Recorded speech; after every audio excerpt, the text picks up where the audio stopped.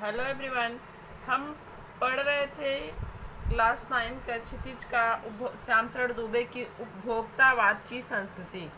इसके विषय में हमने पिछले वीडियोज में पढ़ा। इसमें श्यामचरण दुबे जी ने किस तरह से उपभोक्तावाद की संस्कृति का जो है भविष्य में उसका जो घातक परिणाम होने वाले हैं उसका वर्णन किया है कि हम जो अपनी संस्कृति भूलकर उपभोक्तावाद की संस्कृति को अपनाते जा रहे हैं और हम एक तरह से उस आधुनिकता की दलदल में फंसते जा रहे हैं, अपनी संस्कृति को बिल्कुल ही भूलते जा रहे हैं। इसका वर्णन लेखक ने इस चैप्टर में किया है कि हमारे लिए जो ये विज्ञापन है वो कितने घातक है, किस तरह से हमें अपने मोह फांस में फंसा लेते हैं, एक तरह से वशीकरण में हमें जकड़ लेते हैं और हम उनके बहकावे में आकर इस संस्कृति को अपनाते जा रहे हैं, अपनी संस्कृति को बिल्कुल भूलते जा रहे हैं, अपनी मान्यताओं को भूलते जा रहे हैं।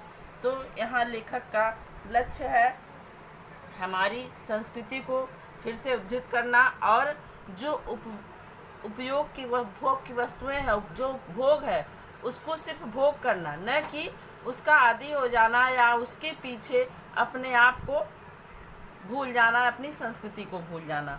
लेखक का यही लक्ष्य है। इस निबंध से लेखक ने यही दर्शाने का प्रयास किया है कि हमें उपभोग की वस्तुओं को भोग करना ज़रूरी है, लेकिन हमें उनका आदी होना या उनके पीछे भागना और गुणवत्ता को भूल जाना, इसे हमें नहीं करना चाहिए। हमें हमेशा सतर्क रहना चाहिए। कोई भी चीज़ उपयोग से पहले हमें ये जानना चाहिए कि उसकी गुणवत्ता क्या है और हमें अपनी संस्कृति और अपनी मान्यताओं में रहकर ही आधुनिक बनना चाहिए।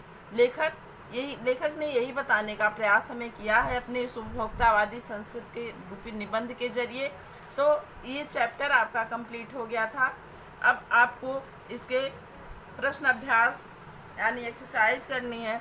तो आइए देखते हैं आपका पहला प्रश्न क्या है। तो पहला क्वेश्चन है आपका, लेखक के अनुसार जीवन में सुख से क्या अभिप्राय है।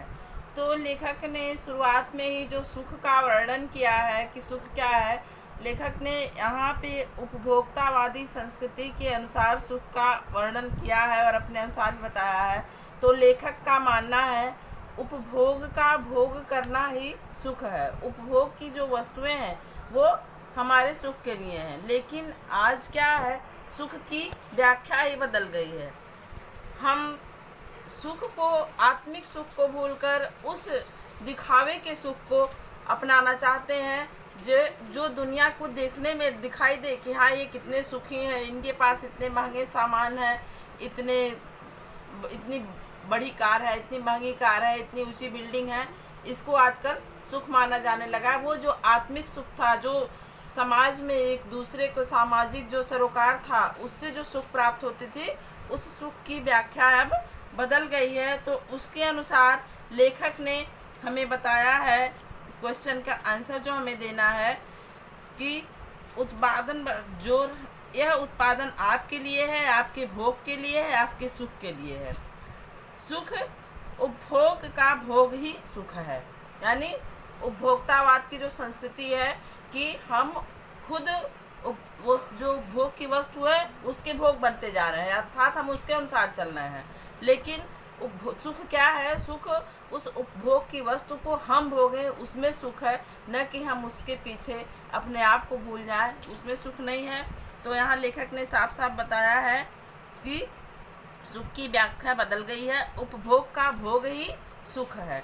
तो यही आपका फर्स्ट क्वेश्चन का आंसर है और ये हो गया आपका। तो नेक्स्ट क्वेश्चन है आपका, आज की उपभोक्तावादी संस्कृति हमारे दैनिक जीवन को किस प्रकार प्रभावित कर रही है। तो आज की जो उपभोक्तावादी संस्कृति है हमारे दैनिक जीवन को पूरी तरह से अपने प्रभाव में ले चुकी है। कैसे ले चुकी है, हम अपनी रोज़मर्रा की लाइफ जो है इन विज्ञापनों के आधार पे शुरू करते हैं। उनके हम इतने वशीभूत हो गए हैं, वो जो हमें दिखाना चाहते हैं, जो बताना चाहते हैं, उसी के आधार पे हम अपनी दिनचर्या आरंभ करते हैं कि हमको सुबह क्या करना है, दोपहर क्या करना, शाम को क्या करना है। वो जो बताते हैं हमें कि सुबह उठते ही इससे आपके सुबह की शुरुआत होगी, इससे आपके जैसे ये क्वाइल लगा देंगे तो आपकी रात कितनी अच्छी गुजरेगी, तो उसके अनुसार हम अपना दैनिक जीवन बना ले रहे हैं। उसकी गुणवत्ता क्या है, वो किस प्रकार हमारे जीवन पे हानिकारक है, हमारी ज़िंदगी के लिए हानिकारक, हमारे समाज के लिए हानिकारक, हम इसके बारे में नहीं सोचते हैं, बल्कि हम उसके प्रभाव में, उसके गिरफ्त में इतनी बुरी तरह जकड़ चुके हैं कि हम उसके अनुसार ही अपना दैनिक जीवन चला रहे हैं और हम उसी के अनुसार चलते हैं। तो यही कहना होगा कि हमारा दैनिक जीवन पूरी तरह इस उपभोक्तावादी संस्कृति के प्रभाव में आ चुका है। हम अपना दैनिक जीवन इस उपभोक्तावादी संस्कृति के अनुसार ही चला रहे हैं। हमको जो भी दिखाई देता है कि चमक दमक वाली चीज़, उसी के पीछे भागते हैं, हम गुणवत्ता को छोड़ चुके हैं। तो ये है आज की उपभोक्तावादी संस्कृति हमारे दैनिक जीवन को किस प्रकार प्रभावित कर रही है। तो आप देख ही रहे हैं, आपने जाना समझा इस अध्याय के अनुसार कि हम किस तरह इस उपभोक्तावादी संस्कृति के प्रभाव में हैं।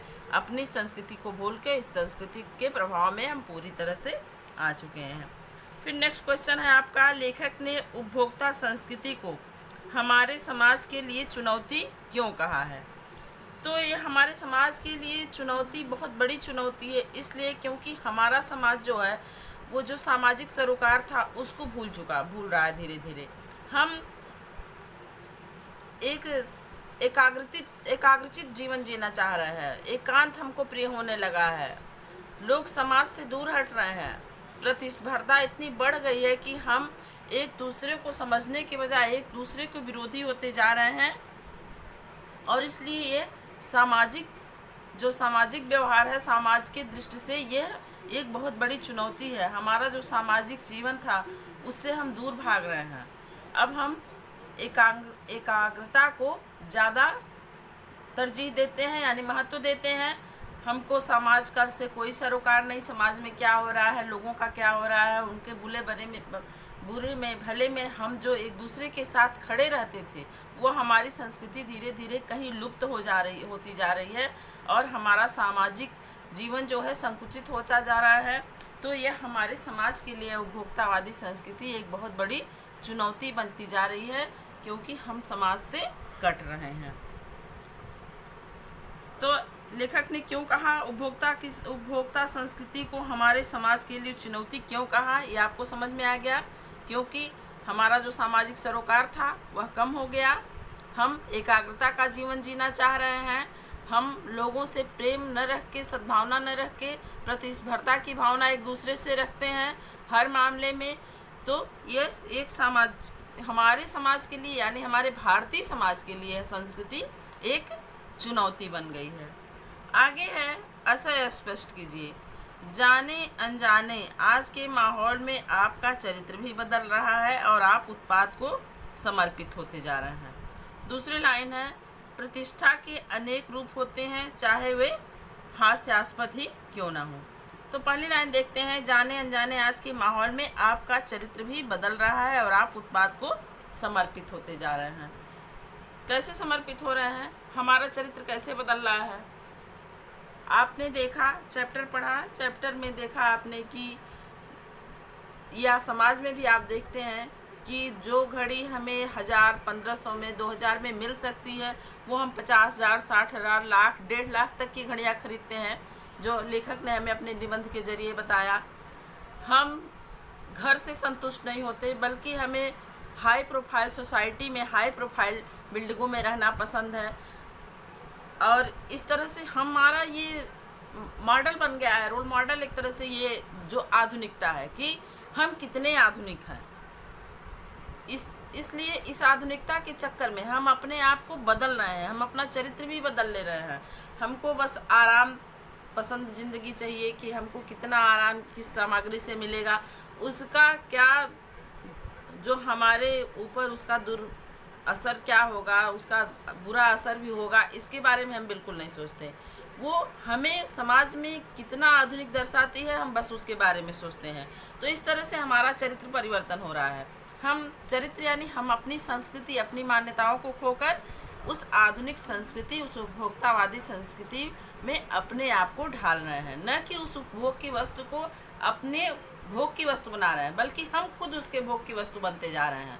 उसके अनुसार हम चल रहे हैं कि हमको किस तरह से समाज में अपने आप को दिखाना, अपने व्यक्तित्व, अपने चरित्र से नहीं, हम अपने बाहरी दिखावे से दूसरों को अपने बारे में दिखाना चाहते हैं। हम अपने कर्मों से, अपने व्यक्तित्व से, अपनी संस्कृति से नहीं अपनी प्रतिष्ठा रखना चाहते हैं। हम बाहरी दिखावटी संसाधनों से या दिखावटी सामानों से हम अपने आप को समाज में प्रतिष्ठित करने की सोचते हैं।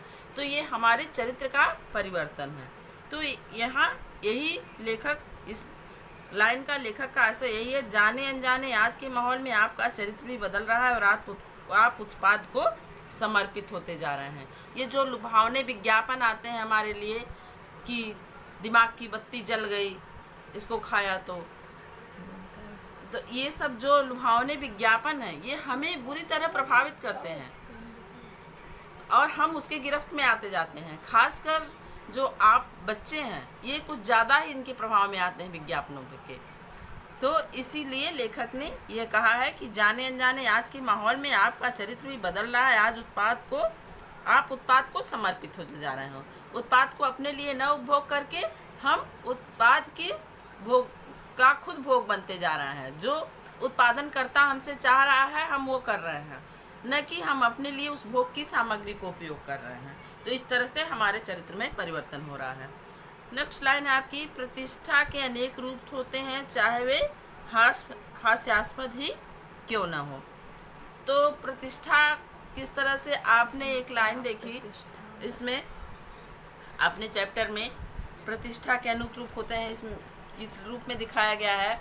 जो अमेरिका की एक संस्कृति है कि वहाँ लोग मरने से पहले ही अपने जो वो संस्कार, मृत्यु के बाद के संस्कार होते हैं, उसको कर लेते हैं और अपने आनंद के लिए जो अपने रहने का स्थान है, अनंत स्थान जो होता है, जहाँ मरने के बाद जो सया बनती है कब्रिस्तान में, उस जगह को अपने लिए पहले से आरक्षित करवा लेते हैं।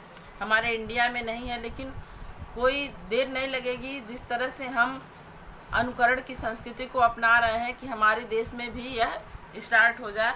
तो ये एक हास्यास्पद विषय है, यह मजाक का विषय बन सकता है कि हम जीवित रहते ही मरने की बात की व्यवस्था कर रहे हैं। वो भी किस लिए? क्योंकि हमें दिखाना है कि हम बहुत हाई लेवल के हैं, हम बहुत हाई सोसाइटी में रहते हैं और हम इतने बड़े हैं कि हम अपनी मरने के बाद तक की व्यवस्था की अब पहले से ही कर ले रहे हैं। तो ये क्या है? ये हास्यास्पद प्रतिष्ठा है। यद्यपि ये हंसी की वस्तु है, किसी को भी हंसी आएगी कि मरने के अभी हम जिंदा हैं और मरने तक की व्यवस्था कर लिए कि हमको मरने के बाद यहाँ मेरा कब्र बनेगा, यहाँ मेरी व्यवस्था होगी।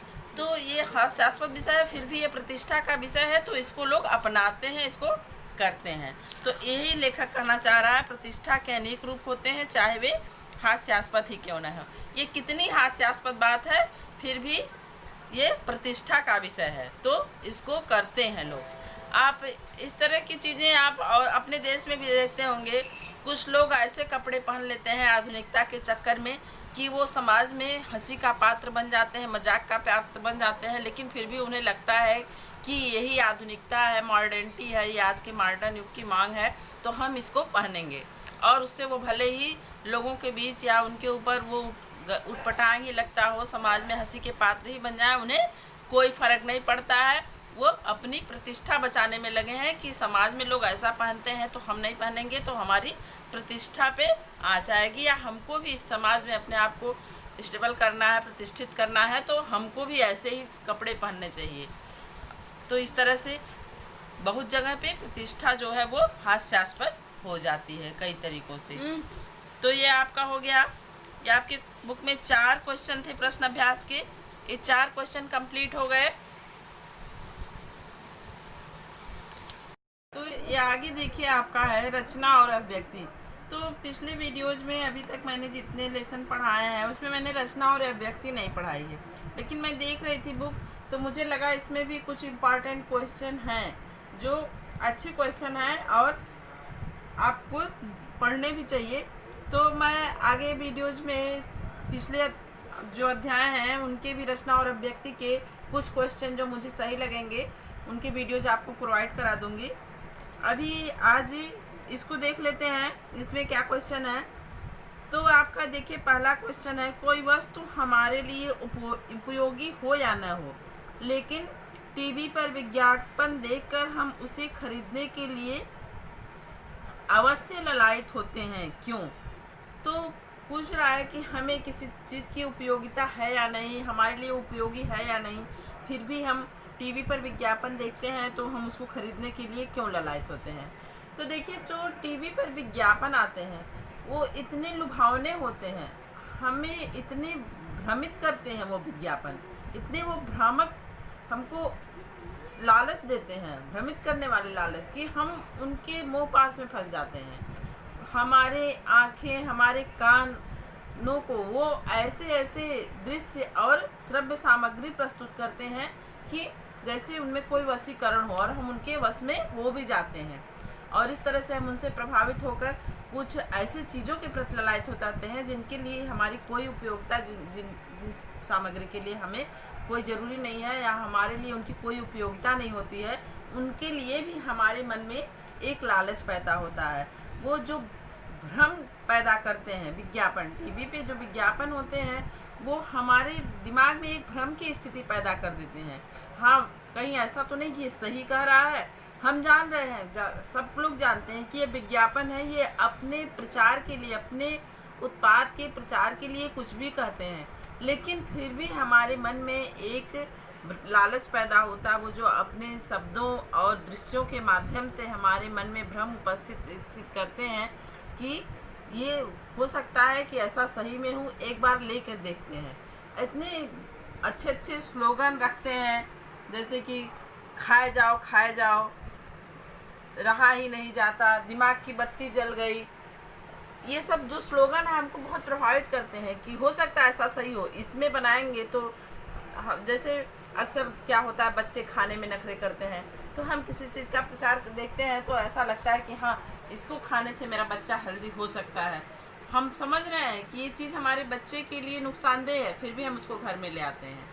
ऐसी ही बहुत सी चीज़ें हैं कि हम उस विज्ञापन के आधार पे ललायत हो जाते हैं, और कभी कभी हम अनुपयोगी वस्तु जो हमारे लिए कोई उपयोग की नहीं है उसको भी घर में ले आते हैं, या नहीं ले आ पाते तो उसके लिए लालायित रहते हैं। किस आधार पे? इस टीवी के विज्ञापनों के आधार पे। ये विज्ञापन हमें पूरी तरह से प्रभावित करते हैं, हमारे दिमाग में भ्रम पैदा करते हैं। दूसरा क्वेश्चन है आपका, आपके अनुसार वस्तुओं को खरीदने का आधार वस्तु की गुणवत्ता होनी चाहिए या उसका विज्ञापन? तर्क देकर स्पष्ट कीजिए। तो एकदम सीधी सी बात है कि हमारे लिए किसी भी वस्तु को खरीदने से पहले हमको उसकी गुणवत्ता के बारे में जानना चाहिए, और हमारा कोई भी वस्तु खरीदने का एकमात्र जो हमारे लिए होना चाहिए कि क्या हम इसके लिए ज़रूरी है, तो उसकी गुणवत्ता।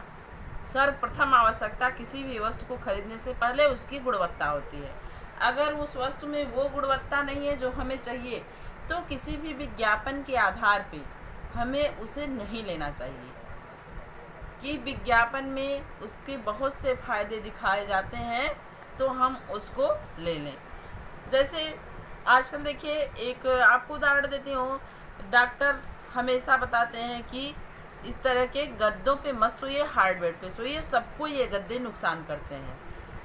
लेकिन बड़ी बड़ी कंपनियां जो हैं, मैं किसी का नाम नहीं ले रही हूँ, लेकिन बड़ी बड़ी कंपनियां प्रचार करती हैं कि ये आपके हर बीमारी से इलाज देगा, आपको नींद अच्छी आएगी, आपके जो हड्डी में प्रॉब्लम है, रीढ़ में प्रॉब्लम है या सर्वाइकल प्रॉब्लम है, वो दूर हो जाएंगे, जबकि इन्हीं से ये प्रॉब्लम होते हैं।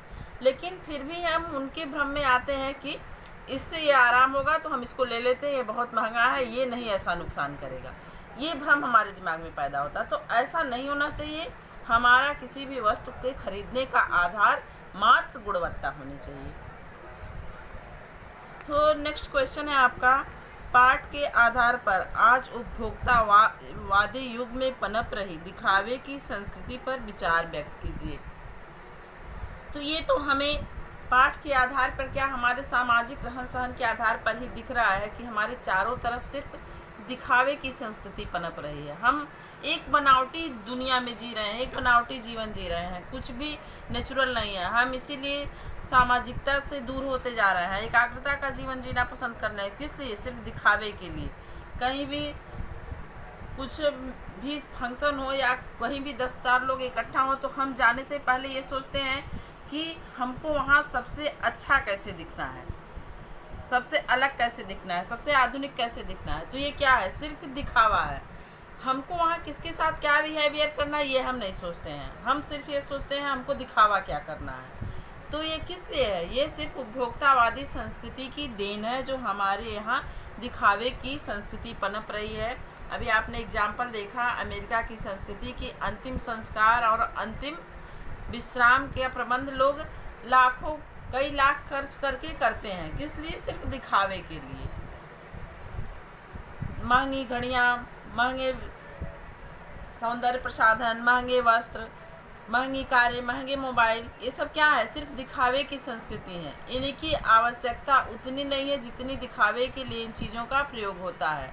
हम अपनी अवकाश से कहीं ऊंचे उठकर इन चीज़ों को लेते हैं जो प्रतिष्ठा का साधन बन गए हमारे लिए समाज में। समाज में आज बड़े होने का मतलब है कि हमारे पास सभी वस्तुएं बहुत महंगी हों, बहुत हाई लेवल की हों, ब्रांडेड हों। ये बहुत ज़रूरी हो गया है आज समाज में अपने आप को प्रतिष्ठित दिखाने के लिए। तो ये क्या है? ये दिखावे की संस्कृति है जो कि उपभोक्तावाद की देन है। हम म्यूजिक सिस्टम हमें महंगे होने चाहिए, सेल फोन महंगे होने चाहिए, हमारी गाड़ी सबसे महंगी होनी चाहिए, हमारे कपड़े सबसे ब्रांडेड होने चाहिए। ये क्या है? ये सिर्फ दिखावा है और ये मात्र उपभोक्तावादी संस्कृति की देन है। तो ये हो गया आपका 7वां क्वेश्चन।